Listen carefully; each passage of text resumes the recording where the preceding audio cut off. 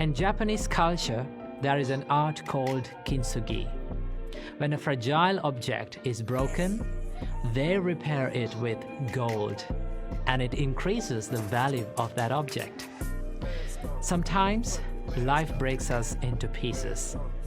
In such times, repair yourself with golden qualities like self-love, compassion, and patience. Trust me, it will increase the value of your life. Namo Buddhaya.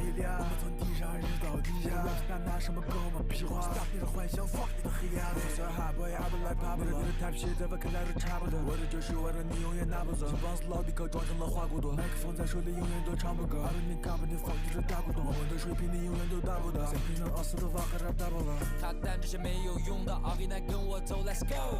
这条路真的没尽头，这次放弃他们没理由。